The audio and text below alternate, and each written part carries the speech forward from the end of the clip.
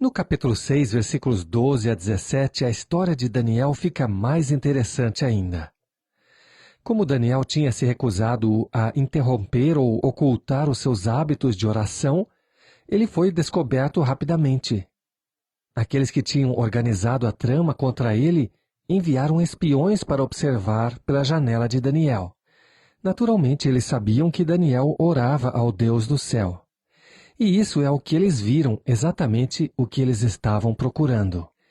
Eles devem ter se sentido muito felizes, já que o seu plano estava saindo como esperado. Daniel continuou a orar.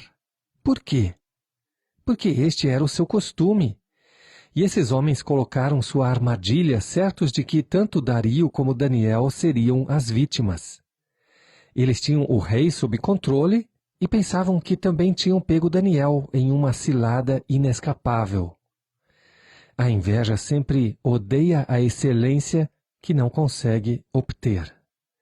Bem, depois de ver Daniel orando, os espiões se apresentaram a Dario para lembrar do decreto. Eles disseram: "Não te esqueças que tu assinaste um decreto que, conforme a lei dos medos e dos persas, não pode ser revogada." E então disseram, versículo 13, "Daniel, que é dos filhos dos cativos de Judá, não tem feito caso de ti, ó rei, nem do edito que assinaste, antes 3 vezes por dia faz a sua oração." Creio que o rei soube imediatamente que ele tinha sido enganado, mas ele reconheceu que era tarde demais.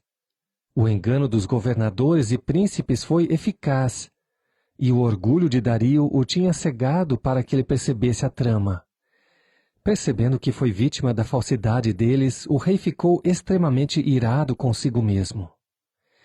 Embora tivesse grande consideração por Daniel, Dario percebeu que ele não tinha poder para salvar o velho profeta. E os homens do rei, sabendo disso, o lembraram novamente no versículo 15. "Sabe, ó rei, que é a lei dos medos e dos persas que nenhum edito ou decreto que o rei estabeleça se pode mudar." O edito real não podia ser alterado e todos sabiam disso. Daniel foi condenado pela lei do homem, mas havia uma lei maior que iria protegê-lo.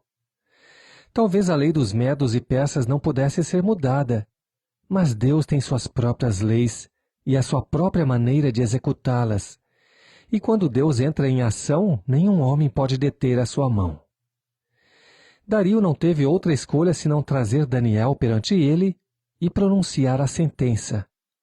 E acrescentou estas palavras, versículo 16, "O teu Deus, a quem tu continuamente serves, ele te livrará." Apesar de Dario estar profundamente triste com os acontecimentos, parece que a sua própria fé foi fortalecida pela vida piedosa de Daniel. Mas a fé de Dario não era a fé de um homem de Deus. Embora ele esperasse o melhor, ele também temia o pior. E assim, contra o seu próprio desejo, o rei lançou Daniel na cova dos leões. O procedimento foi uma cerimônia conduzida pessoalmente pelo rei e seus príncipes.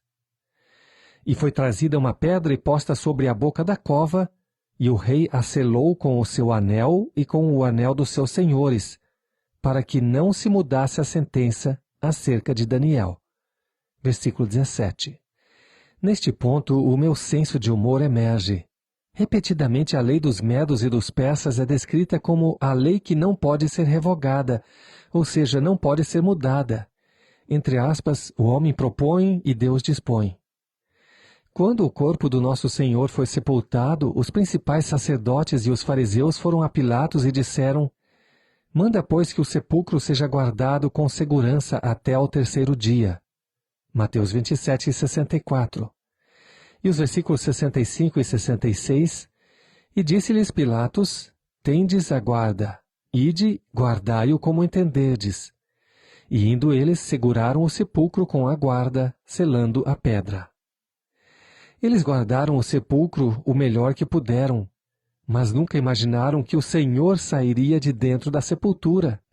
Como eu gosto disso! O sumo sacerdote colocou os apóstolos na prisão, mas quando os guardas fizeram a ronda, os apóstolos não estavam lá. porque o anjo do Senhor tinha aberto as portas da prisão e os libertado. Como eu gosto de ler isto!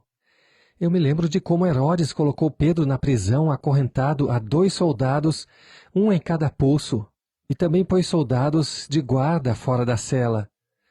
Mas durante a noite, enquanto os 3 presos estavam dormindo, veio um anjo do Senhor e soltou as correntes de Pedro e o libertou.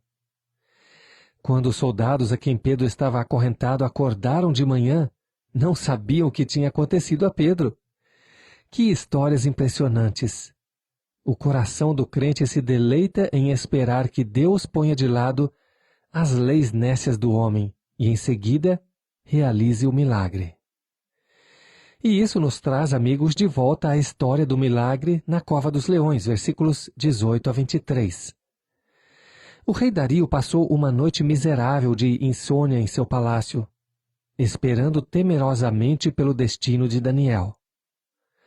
Acho que ele estava realmente preocupado com Daniel e condenava a si mesmo. O tratamento que Daniel tinha recebido não foi justo, e o próprio rei fez parte desta sentença injusta contra este homem de Deus. Ele não conseguia comer nem dormir por causa do seu erro. Estou certo de que Daniel, na Cova dos Leões, teve um sono mais tranquilo do que o rei em seu palácio. Logo que amanheceu, o rei correu para a cova, nem chamou um servo para receber alguma informação. E enquanto chegou à cova, falou a Daniel com voz triste, capítulo 6, versículo 20. Daniel, servo do Deus vivo, dar-se-ia o caso que o teu Deus a quem tu continuamente serves tenha podido livrar-te dos leões? É claro que Deus poderia ter salvo Daniel. Nenhum homem jamais teve o direito de desafiar o poder do Deus Altíssimo, porque Ele é o Criador Todo-Poderoso. É Ele quem sustenta o universo.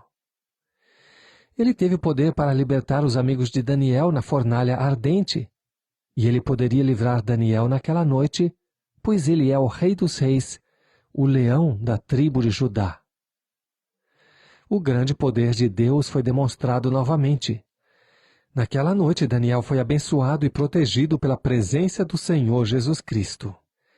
É claro que a preservação de Daniel foi um milagre de Deus. Mas como Deus opera tais milagres? Bem, ele não se limita a um único método. Daniel contou como Deus o preservou e disse no versículo 22, O meu Deus enviou o seu anjo e fechou a boca dos leões, para que não me fizessem dano. Sim, eu creio em anjos. A Bíblia está cheia de revelações sobre as atividades destes seres espirituais. Se Nabucodonosor não sabia sobre o anjo do Senhor antes de jogar os amigos de Daniel na fornalha, ele certamente foi informado a respeito depois da preservação milagrosa. Volte para o capítulo 3, versículo 28 e leia a respeito. E se Dario não sabia sobre anjos, Daniel falou para ele, e ele também foi informado. O salmista diz no Salmo 91, 11, Porque aos seus anjos dará ordem a teu respeito para te guardarem em todos os teus caminhos. Hebreus 1,14 diz, Não são porventura todos eles espíritos ministradores, enviados para servir a favor daqueles que hão de herdar a salvação? O Salmo 34,7 diz, O anjo do Senhor acampa-se ao redor dos que o temem e os livra. O Salmo 103,20 declara, Bendizei ao Senhor todos os seus anjos, vós que excedeis em força, que guardais os seus mandamentos, obedecendo à voz da sua palavra. O fato de Deus ter enviado o seu anjo para salvar o seu servo foi uma demonstração do poder do Deus de Daniel. E então Daniel acrescentou outra razão pela qual Deus fechou a boca dos leões e o protegeu. No versículo 22 ele disse, Porque foi achada em mim inocência diante dele, e também contra ti, ó rei, não tenho cometido delito algum. Ele não disse isto para repreender o rei, mas sim para lembrá-lo de que a decisão de lançá-lo na cova dos leões foi errada. A libertação provida por Deus demonstrou que ele inocentara Daniel. A desobediência aparente de Daniel ao orar a Deus não foi para desafiar Dario, mas foi porque sua lealdade a Deus estava em primeiro lugar, e Deus honrou a sua fidelidade. No versículo 23 nós lemos: Assim foi tirado Daniel da cova, e nenhum dano se achou nele, porque crera no seu Deus.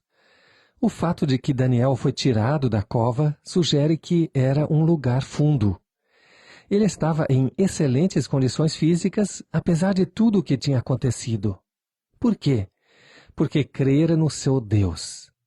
Pela fé, ele foi capaz de enfrentar os leões. Quando eu leio Hebreus capítulo 11, eu fico impressionado com o fato de que o fundamental na vida dos filhos de Deus é a fé. Os heróis da fé sabiam o que era confiar em Deus. Será que Daniel teria sido liberto dos leões se não tivesse confiado em Deus? O que você acha? Hebreus 11:33 diz que os santos, pela fé, fecharam as bocas dos leões. Em certa ocasião, o Senhor disse, em Mateus 9:29, Seja-vos feito segundo a vossa fé. Uma fé viva no Deus vivo nos dará coragem e força para enfrentarmos todas as situações e exigências da vida. Bem, Daniel foi liberto graças a Deus e sua fidelidade, e o rei Dario deu uma ordem, versículos 24 a 27. Observe que a primeira ação do rei foi dirigida aos príncipes e governadores que atentaram contra a vida de Daniel. Eles, junto com as suas famílias, foram jogados na cova dos leões, e esses mesmos animais selvagens que não devoraram Daniel, devoraram estes homens maus. Tenho certeza que Daniel não se alegrou com o destino desses homens e suas famílias. Esse final trágico não foi ideia de Daniel, mas uma instância típica da justiça oriental. Sob a lei mosaica, esposas e filhos não teriam sofrido o castigo da morte, de acordo com Deuteronômio 24:16. Portanto, tenha em mente que o que vemos aqui são consequências de leis pagãs. E agora segue a proclamação do rei Dario. Seu decreto foi enviado a todos os povos da terra, ou seja, os povos que estavam dentro do seu império. O decreto dizia que eles devem confiar no Deus de Daniel.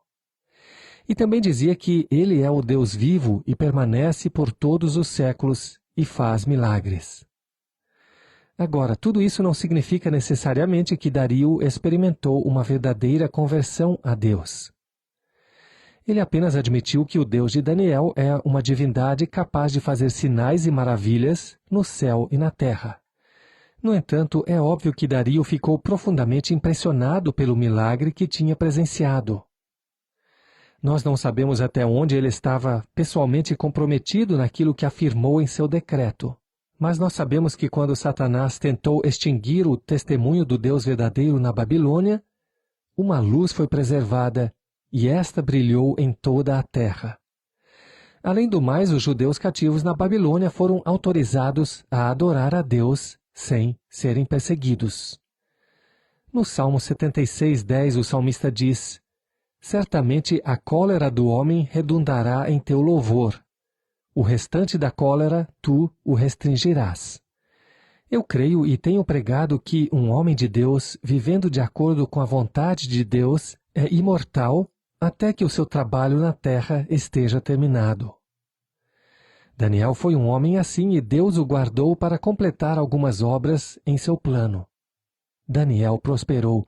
O versículo 28 diz: Este Daniel, pois, prosperou no reinado de Dario e no reinado de Ciro, o persa. Por causa de sua fidelidade, Daniel foi exaltado a um lugar de honra e teve o privilégio de testemunhar para 2 reis. Tudo isso tem uma aplicação profética. A libertação de Daniel prevê a libertação de outro remanescente judeu fiel. Dario representa o homem do pecado que vai se sentar no templo de Deus como se fosse Deus. Durante a tribulação, a perseguição do remanescente de Israel é satânica e a sua preservação será sobrenatural. Apocalipse 7, versos 13 e 14 e Apocalipse 12, versos 13 e 17. O paralelo entre as experiências de Daniel e do remanescente de Israel durante a grande tribulação é óbvio. Tudo isso é profético, uma revelação de princípios que operam perpetuamente. O anticristo exigirá honras divinas que somente ele seja adorado. A outra opção será a morte. E mais uma vez os santos precisarão uma perseverante determinação para guardar os mandamentos de Deus com fé em Jesus. Aqueles que permanecerem até ao fim daqueles dias terríveis, no final da tribulação, serão salvos quando Jesus retornar à terra novamente. Através da ressurreição, todos aqueles que forem julgados dignos pelo Senhor para governar em seu reino, serão resgatados do lugar mais profundo das suas, entre aspas, covas dos leões. A libertação de Daniel, mais uma vez, representa a libertação do remanescente judeu fiel. É estranho que alguns professores da Bíblia colocam a igreja neste tempo final. A igreja, segundo o Novo Testamento, não estará na terra durante este tempo. Os cristãos serão levados antes da grande tribulação começar. Aparecerá na terra um homem movido por Satanás, do qual conheceremos importantes detalhes mais adiante no livro de Daniel. E ele vai exigir o que Dario exigiu no começo, ser adorado. Os filhos de Deus que estiverem lá neste dia serão fortalecidos com o exemplo da devoção de Daniel a seu Deus, e por ele ter sido guardado da morte. A libertação de Daniel é uma tipologia. Digo mais uma vez, ele representa o remanescente, aqueles que vierem a crer durante a tribulação, e estes serão libertos por Deus. Repito, nós não estaremos lá. Nós, os cristãos da atual dispensação, esperamos o Senhor Jesus Cristo aparecer nos ares para nos levar ao céu. E este é um evento que pode acontecer a qualquer momento.